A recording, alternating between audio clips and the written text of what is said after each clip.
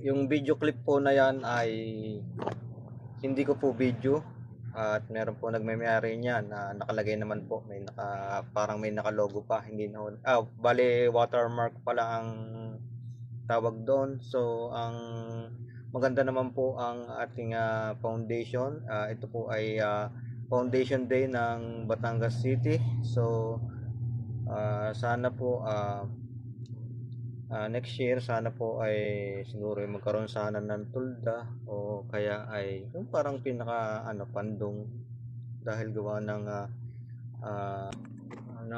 mga kabataan po at bata ang kasali sa subli na sumabak po sa malakas na ulan. So sana po ay next year ay magkaroon po tayo ng long tent na masisilungan kahit magsayaw.